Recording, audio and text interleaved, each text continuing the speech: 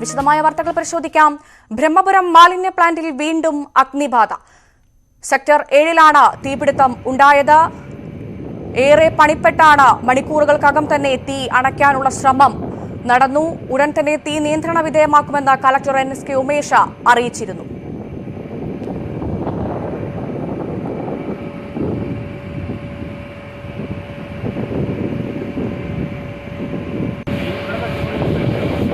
അപ്പോൾ ഇതൊരു ചെറിയ റീകണ്ടിങ് ആണ്. ഞാൻ അപ്പോഴും പറഞ്ഞിരുന്നു, ഇത്ര വലിയ വേസ്റ്റ് ഡംപ് സൈറ്റിൽ ഇങ്ങനെ ഫയർസ് ഉണ്ടാകുമ്പോൾ അത് അണച്ചാലും, ബിക്കോസ് ഫുള്ളി നമുക്ക് നനയ്ക്കാൻ പറ്റാതെ അത്ര ഏരിയ ആണ് ഉള്ളത്. അതുകൊണ്ട് ചെറിയ റീകണ്ടിങ്, അതും കാറ്റടിക്കുമ്പോൾ വേനൽ കൂടുമ്പോൾ ചെറിയ ഫയർസ് ഉണ്ടാകാൻ എല്ലാ സാധ്യതയും ഉള്ളതാണത്.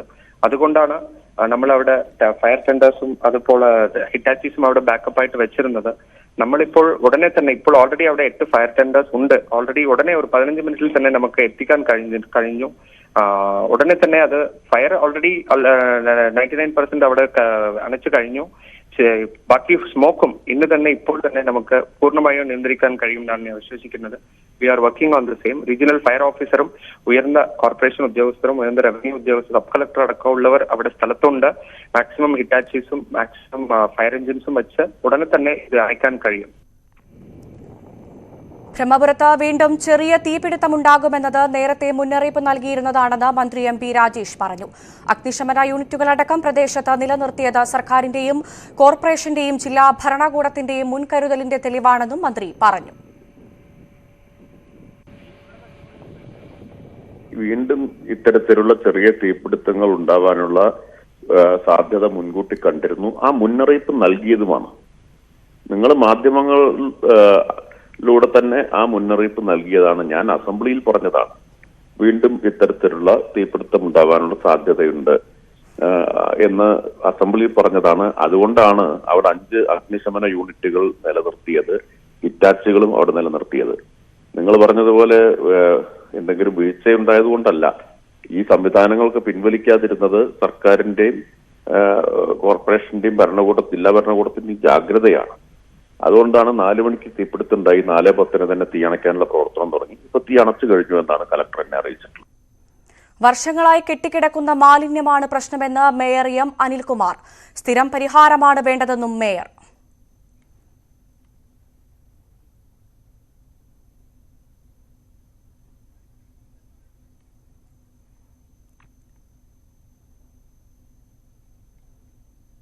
ബ്രഹ്മപുരത്ത് നടക്കുന്നത് നഗ്നമായ അഴിമതിയെന്ന് ഹൈക്കോടതി മുൻ ജഡ്ജി ജസ്റ്റിസ് കമാൽ പാഷ. അഴിമതി മൂടിവെക്കാനാണ് വീണ്ടും വീണ്ടും മാലിന്യ കൂമ്പാരത്തിന് തീയിടുന്നത്. മനുഷ്യനിർമ്മിതമായ ദുരന്തമാണിത്. ഒരു മുൻപരിചയമില്ലാത്ത കമ്പനിക്കാണ് കരാർ കൊടുത്തത്. തീ കത്തിക്കൂ എന്നതാണ് ഇവർക്കറിയാവുന്ന വേസ്റ്റ് മാനേജ്മെന്റ്. കോടതികൾ ഇടപെടേണ്ടത് ഈ രീതിയിലല്ല. ഡെഡ് ലൈൻ നൽകണം. നടപടികൾ സ്വീകരിച്ചില്ലെങ്കിൽ നടപടിയെടുക്കുകയാണ് വേണ്ടത്, അല്ലാതെ നിർദ്ദേശങ്ങൾ നൽകുകയല്ലെന്നും ജസ്റ്റിസ് കമാൽ പാഷ. ഫയർഫോഴ്സുകാരും സന്നദ്ധ പ്രവർത്തകരും ഒക്കെ ചേർന്ന് കഷ്ടപ്പെട്ട് 13 ദിവസം കൊണ്ട് വളരെ കഷ്ടപ്പെട്ടാണ് ആ തീ അണച്ചത്. അത് നിയന്ത്രണവിധേയമാക്കി അത് അണച്ചതിന് ശേഷം അവിടെ ഇനി ഒരു തീപിടുത്തം ഉണ്ടാകുകയില്ല എന്ന് പറയുന്നു. ആ ഉണ്ടാകുകയില്ല എന്ന് പറയുന്ന എന്താ കാര്യം? ഇനി നിങ്ങൾ കിടന്ന് ഉറങ്ങിക്കും, ഒരു കുഴപ്പമില്ല, അടുത്ത തീപിടുത്തം ഉണ്ടാകുന്നവരെ നിങ്ങൾക്ക് കുഴപ്പമില്ലാതിരിക്കാം. ഇത് മാത്രമല്ലേ, അല്ലാതെ ഇതാണല്ലോ പറയുന്നത്, അല്ലാതെ വേറെ ഒന്നും സംഭവിക്കുന്നില്ലല്ലോ നമുക്ക്. അതാണ് കാര്യം. അത് ആ രീതിയിലെ ആണ് ഇവര് ഇത് കൈകാര്യം ചെയ്തുകൊണ്ടിരിക്കുന്നത്. ഇതിന്റെ പുറകിലുള്ള അഴിമതി മൂടി വെക്കാനായിട്ട് ഇതും ഇതിനപ്പുറം ചെയ്യേണ്ടതായിട്ട് വരും. കാരണം ഒന്നുമില്ലാത്ത, അതായത് ഒരു മുൻപരിചയവും ഇതിനകത്തില്ലാത്ത, ഒരു സക്സസ് റേറ്റും ഇല്ലാത്ത ഒരു കമ്പനിക്ക് കൊടുക്കുന്നു, ആ കോൺട്രാക്ട് കൊടുക്കുന്നു. ആ കമ്പനി പുസ്തക കച്ചവടക്കാർക്കാണ് ഇത് മറച്ചു വെക്കുന്നത്, ഉപകരാർ എന്നുള്ള രീതിയിൽ കൊടുക്കുന്നു. മറ്റവർക്ക് വെറുതെ അനങ്ങാതിരുന്ന പണം വാങ്ങിക്കാം, ഒരു ജോലിയും ചെയ്യണ്ട, ഒന്നും ചെയ്യണ്ട, അഴിമതി നടത്താം. അപ്പൊ അതിന് മൂടി വെക്കണമെന്നുണ്ടെങ്കിൽ അതിന് രാഷ്ട്രീയക്കാരുടെ എല്ലാം സഹായം അതിന് ആവശ്യമാണ്. അപ്പൊ ആ രാഷ്ട്രീയം, അതിന്റെ പുറകിലുള്ള രാഷ്ട്രീയക്കാര് അതിന് വേണ്ടി ഉള്ള കാര്യങ്ങളൊക്കെ ചെയ്യും. മന്ത്രിമാര് പറയും ഇതൊരു കുഴപ്പമില്ല, വളരെ നല്ലതാണ്, അവര് വളരെ നന്നായിട്ട് ചെയ്തു, ഇത് ചെയ്തു എന്ന് പറയും. ആ ചെയ്തെന്ന് പറയാനാണ് ഇപ്പൊ ഈ തീ കത്തിക്കുന്നത്. ബ്രഹ്മപുരത്ത് തികഞ്ഞ അനാസ്ഥയാണ് നടക്കുന്നതെന്ന് കോൺഗ്രസ് കൌൺസിലർ ദീപ്തി മേരി വർഗീസ്. ബ്രഹ്മപുരത്ത് യാതൊരു സജ്ജീകരണവും സ്വീകരിച്ചിട്ടില്ലെന്നും ദീപ്തി മേരി വർഗീസ്. ഇത് തികഞ്ഞ അനാസ്ഥയാണ് ഈ നടക്കുന്നത്. ഈ കഴിഞ്ഞ 13 ദിവസം കത്ത് പിടിച്ചതിന് ശേഷം ഇവിടെ എല്ലാ സജ്ജീകരണങ്ങളും ചെയ്തിട്ടുണ്ട്. ഇനി ഇത്തരത്തിലുള്ള ഒരു കത്തുപിടിക്കൽ ഉണ്ടായാൽ അതിനെ കൺട്രോൾ ചെയ്യുവാൻ, നിയന്ത്രിക്കുവാനുള്ള എല്ലാ സജ്ജീകരണങ്ങളും ഉണ്ട് എന്ന് പറഞ്ഞത് ആരാണ്? ഈ ജില്ലയിലെ മന്ത്രി, വ്യവസായ മന്ത്രി പി രാജീവ്, അതുപോലെ തദ്ദേശ സ്വയംഭരണ വകുപ്പ് മന്ത്രി സി രാജേഷ് ഉൾപ്പെടെയുള്ള ആളുകൾ ഇവിടെ വന്ന് കണ്ടതിന് ശേഷമല്ലേ പറഞ്ഞത്? എന്നിട്ട് എന്ത് നടപടിയാണ് എടുത്തിട്ടുള്ളത്? ഇപ്പോഴും ബ്രഹ്മപുരത്ത് യാതൊരു സജ്ജീകരണങ്ങളും ചെയ്തിട്ടില്ല എന്നുള്ളതാണ് യാഥാർത്ഥ്യം. ബ്രഹ്മപുരത്തെ തീപിടുത്തത്തിൽ ജില്ലാ കളക്ടറെ രൂക്ഷമായി വിമർശിച്ച കൊച്ചി മുൻ mayor Tony Chammani. Central pollution control ബോർഡിൽ നിന്നുള്ള നിർദ്ദേശങ്ങൾ പാലിക്കാത്തതാണ് അഗ്നിബാധ വീണ്ടും ഉണ്ടാവാൻ കാരണം. സംഭവത്തിൽ ജില്ലാ കളക്ടർ പൂർണ്ണ ഉത്തരവാദിത്വം ഏറ്റെടുക്കണം. ജില്ലാ ഭരണകൂടത്തിന്റെ കെടുകാര്യസ്ഥതയാണ് അഗ്നിബാധയിലേക്ക് നയിച്ചത്. ബ്രഹ്മപുരത്തെ നടപടികളിൽ കളക്ടർ പൂർണ്ണ പരാജയമെന്നും സെൻട്രൽ പൊല്യൂഷൻ കൺട്രോൾ ബോർഡിലെ ഉദ്യോഗസ്ഥരുടെ നിർദ്ദേശങ്ങൾ നടപ്പാക്കുന്നതിൽ വീഴ്ച വരുത്തിയെന്നും ടോണി ചമ്മണി.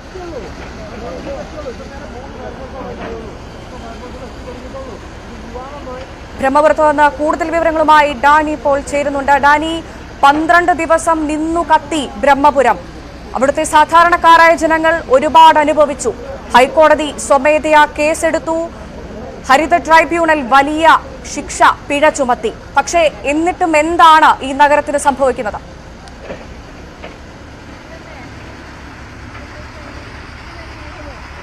ഈ നഗരത്തിന് എന്ത് സംഭവിക്കുന്നു വെച്ചാൽ ഈ ദൃശ്യങ്ങളാണ് അതിന് കൃത്യമായ ഒരു ഉത്തരം. കാരണം ഈ രീതിയിലുള്ളതാണ് ഈ കൊച്ചി മെട്രോ എന്നൊക്കെ അഭിമാനം കൊള്ളുന്ന ഈ നഗരത്തിന്റെ, അല്ലെങ്കിൽ ഈ എറണാകുളം ജില്ലയുടെ ചുറ്റുപാടുമുള്ള നഗരസഭകളുടെ എല്ലാം തന്നെ മാലിന്യ സംസ്കരണ പ്ലാന്റ് ഇതാണ്. ഈ നഗരം ഇത്ര കണ്ട് വികസിക്കുമ്പോഴും ഇതിനെ കൃത്യമായ രീതിയിലൊരു പദ്ധതി നടപ്പാക്കാൻ കഴിയുന്നില്ല എന്നതാണ്. അതുകൊണ്ട് തന്നെയാണ് നാൾക്ക് നാൾ ഇവിടെ സ്ഥിതിഗതികൾ വഷളാകുന്നതും 12 ദിവസത്തോളം ചെന്ന് ഏതാണ്ട് 2 ആഴ്ചയോളം നീണ്ടുനിന്ന തീപിടുത്തം, അത് ഈ ജില്ലയെ ഒന്നാകെ സമീപ ജില്ലകളിലേക്ക് പോലും പുകയെത്തുന്ന ഒരു അവസ്ഥയിലേക്ക് വരെ കാര്യങ്ങൾ വന്നിട്ടും അതിൽ നിന്ന് ഒന്നും പഠിക്കാതെ പിന്നെയും മുന്നോട്ട് പോകുന്നു. ഇവിടെ സ്ഥിരമായ ഒരു സംവിധാനങ്ങൾ അത് ഈ അടുത്തയിടെ മാത്രമുണ്ടായതല്ല. ബ്രഹ്മപുരം പദ്ധതി എന്നുണ്ടായോ അന്നു മുതൽ തന്നെ ആവശ്യപ്പെടുന്നത് ഇതിനൊരു ശാസ്ത്രീയമായ സമീപനം വേണമെന്ന് തന്നെയാണ്. പക്ഷേ ഇതുവരെയും അതിന് കൃത്യമായ രീതിയിൽ ഒരു പ്ലാൻ ഉണ്ടാക്കാനോ അത് നടപ്പിലാക്കാനോ അത് എന്തുകൊണ്ട് പാഴായി പോകുന്നു എന്നത് അടക്കമുള്ള കാര്യങ്ങളിലേക്ക് ഒരു വിശകലനത്തിനോ പോലും ചെല്ലാൻ ആർക്കും കഴിയാത്തത് കൊണ്ട് തന്നെയാണ് ഇത് ഈ രീതിയിൽ തന്നെ മുന്നോട്ട് പോകുന്നത്. അതുകൊണ്ട് തന്നെയാണ് 2 ആഴ്ച നിന്ന് കത്തിയ ബ്രഹ്മപുരം മാലിന്യം പ്ലാന്റ് ഇപ്പോൾ വീണ്ടും അവിടെ തീ പുകയും എന്ന് തന്നെയാണ് റിപ്പോർട്ട് നൽകിയിരുന്നത്. അതെല്ലാം തന്നെ ശരിവയ്ക്കാം. ഇപ്പോൾ തീയെല്ലാം തന്നെ നിയന്ത്രണ വിധേയമായിരിക്കുന്നെങ്കിലും പുകച്ചിലുകളുണ്ട്, അതും നിയന്ത്രണ വിധേയമാക്കാം എന്ന് പറയുകയും ചെയ്യുന്നു. പക്ഷേ എന്തുകൊണ്ടാണ് ഇത് വലിയ രീതിയിലേക്ക് ഈ വിഷയങ്ങൾ ചർച്ച അവസാനിക്കാതെ പോകുന്നു എന്നതാണ് വിഷയം. ഇപ്പോൾ നമ്മൾ മറ്റൊരിടത്തേക്ക് ക്യാമറ തിരിക്കുന്നത്. ഇവിടെ നാട്ടുകാരും പ്രദേശവാസികളും അതോടൊപ്പം തന്നെ മറ്റ് ഉദ്യോഗസ്ഥരുമെല്ലാം തന്നെ വാക്കേറ്റം നടക്കുകയാണ്. ഒന്നുകൂടി സൂചിപ്പിക്കുന്നു, ഇത് ഇത്ര പെട്ടെന്ന് ഇത് നിയന്ത്രണ വിധേയമാക്കാൻ കഴിഞ്ഞിട്ടുണ്ടെങ്കിൽ അത് നമ്മുടെ അഗ്നിരക്ഷാ പ്രവർത്തകരുടെ മനോവീര്യം ഒന്നുകൊണ്ട് മാത്രമാണ്. അത് എടുത്ത് പറയേണ്ടി വരും. കാരണം അതുകൊണ്ട് മാത്രമാണ് ഇപ്പോൾ ഇത് ഒരു ആശ്വാസകരമായ കാര്യത്തിലേക്ക് വന്നിട്ടുള്ളത്. പരിസരത്ത് ഇപ്പോൾ പരിസരവാസികൾ തമ്മിലുള്ളൊരു ബഹളം വയ്ക്കലാണ്. നേരത്തെയും പരിസരത്തുള്ളവർ ഇതിൽ പലപ്പോഴും തന്നെയും ഇവിടെ ശാസ്ത്രീയമായ മാലിന്യ സംസ്കരണം വേണം എന്നത് ആവശ്യമുണ്ടായിരുന്നു. പക്ഷെ അത് കൃത്യമായി നടപ്പിലാക്കുന്നില്ല എന്നത് സംബന്ധിച്ച് വലിയ രീതിയിലുള്ള പ്രതിഷേധങ്ങളുണ്ടായിരുന്നു. അത് കൃത്യമായി ഇവിടെ നടപ്പിലാക്കുന്നില്ല എന്നതാണ് നാട്ടുകാരുടെ അടക്കമുള്ള ഒരു പരാതി ഉണ്ടായിരുന്നത്. അതുകൊണ്ട് തന്നെയാണ് വീണ്ടും തീപിടുത്തമുണ്ടാകുമ്പോൾ പ്രതിഷേധവുമായി ഇവിടേക്ക് എത്തുകയും ചെയ്യുന്നത്. പ്രതിഷേധമുണ്ടാകുന്നത് സ്വാഭാവികമാണ്. ജനങ്ങൾക്ക് വലിയ തരത്തിലുള്ള ആശങ്കയുണ്ടാകും. കാരണം വലിയൊരു ദുരന്തം ബ്രഹ്മപുരത്ത് നമ്മൾ കണ്ടതാണ്. ഇപ്പോൾ ഡാനി പറഞ്ഞതുപോലെ തന്നെ തീർത്തും നമ്മുടെ അഗ്നിരക്ഷാ സേനയുടെ അവരുടെ ശ്രമം, അവരുടെ ഒരു ദൗത്യം, അത് അഭിനന്ദനാർഹം തന്നെയാണ്. ന്യൂസ് 18 ഇന്ത്യയുടെ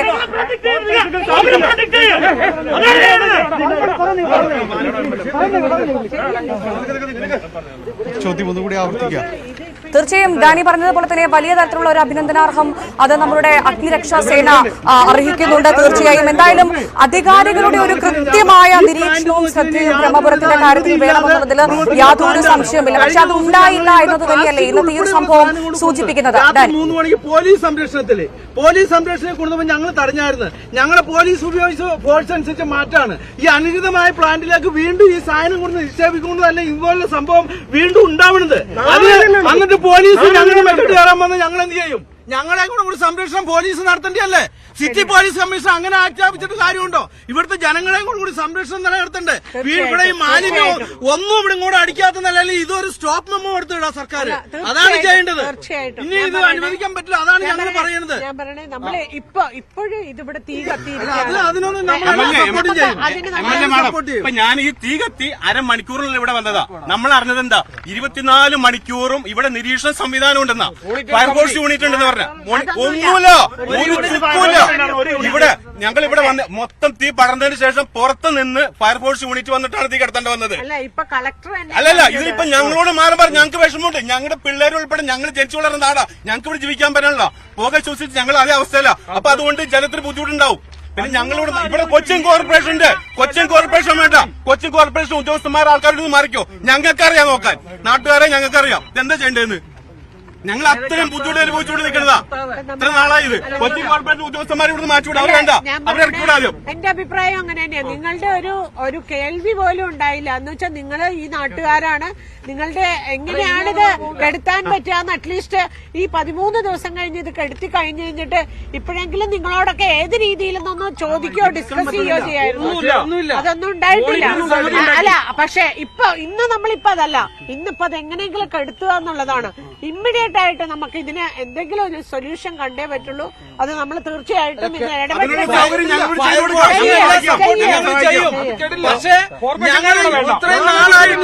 വീണ്ടും കത്തി ഈ മാലിന്യം കൊണ്ടുവരാണ്.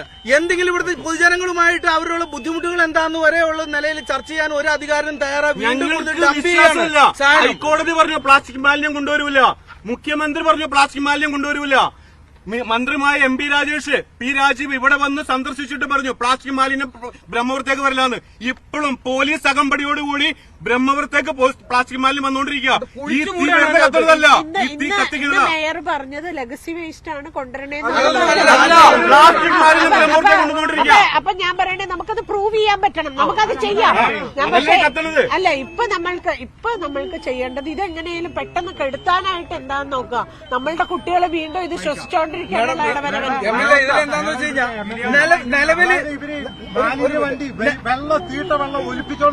നിലവിൽ ഇതിലെന്താ ഒരു പ്രശ്നം എന്ന് വെച്ച് കഴിഞ്ഞാൽ ഈ മാലിന്യം ഇവിടെ കത്തി ഈ പ്ലാസ്റ്റിക് ഇവിടുന്ന് നീക്കം ചെയ്യാണ്ട് കോർപ്പറേഷൻ ഇത്രയും ദിവസമായിട്ട് നടപടിയെടുത്തു. ഇവിടെ ഡെമ്പു പോലെ മല സോട്ടാ കമ്പനിക്കാരൻ കൂട്ടിയേക്കാർന്ന്.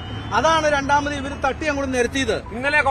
അവരുടെ ഇവിടെ പ്ലാന്റിന്റെ യാതൊരുവിധ പ്രവർത്തനവും നടത്താതെ അവർക്ക് പ്ലാന്റ് പണിയുമ്പോ ഇവിടുന്ന് ഈ പ്ലാസ്റ്റിക് എടുത്തുകൊണ്ട് ആ പ്ലാന്റിന്റെ പ്രവർത്തനത്തിന് വേണ്ടി ഇപ്പോഴേ കൊടുന്ന് കൂട്ടിയ സാധനമാണ് ഇവിടെ കത്ത് പിടിച്ചപ്പോ കുറെ തട്ടി നിർത്തിയത്. അവിടെയാണ് വീണ്ടും ഇത് കത്ത് പിടിക്കേണ്ടത്. ഇതില് ബന്ധപ്പെട്ടവരിവിടെ ഒരു മാനദണ്ഡമല്ല സർക്കാർ ചെയ്യുന്നത്, വേറെ ഒരു തോന്നിവാസം ചെയ്യാണ്.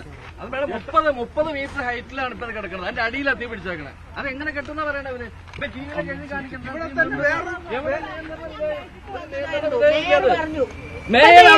പറയാല്ലേ ഇവിടെ നിയന്ത്രണം അവരിത് വരണ്ടേ?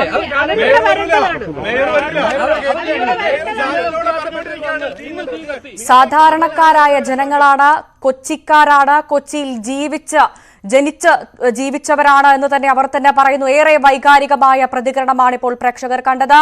ഞങ്ങൾക്ക് ഇവിടെ ജീവിക്കണം, ഇത് ഞങ്ങളുടെ നാടാണ് എന്ന് നാട്ടുകാർ ഒരേ ശബ്ദത്തോടെ പറയുന്ന ദൃശ്യങ്ങളാണ് പ്രേക്ഷകർ കണ്ടത്. ഈ വാർത്തയിലേക്ക് തന്നെ തിരികെ എത്താം ഇടവേളയ്ക്ക് ശേഷം. തിരികെ വാർത്തയിലേക്ക്. തൃപ്പൂണിത്തുറയിൽ പോലീസ് കസ്റ്റഡിയിലിരിക്കെ മനോഹരൻ മരിച്ചത് ഹൃദയാഘാതം മൂലമെന്ന് പോസ്റ്റ്മോർട്ടത്തിൽ കണ്ടെത്തൽ.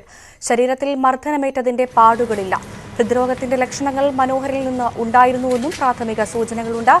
ആന്തരികാവയവങ്ങൾക്ക് പരിശോധനയ്ക്ക് അയച്ചിട്ടുണ്ട്. വിവരങ്ങളുമായി സുവി വിശ്വനാഥൻ ചേരുന്നുണ്ട്. സുവി, ഒരു കസ്റ്റഡി മരണമല്ല എന്നതിലേക്ക് തന്നെയാണല്ലേ കാര്യങ്ങൾ എത്തുന്നത്? അദ്ദേഹത്തിന് ഹൃദയാഘാതമാണ് ഉണ്ടായതെന്നുള്ള വിവരങ്ങളാണ് ഇപ്പോൾ പോസ്റ്റ്മോർട്ടത്തിൽ നിന്ന് ലഭിക്കുന്നതെന്നാണ് മനസ്സിലാക്കുന്നത്.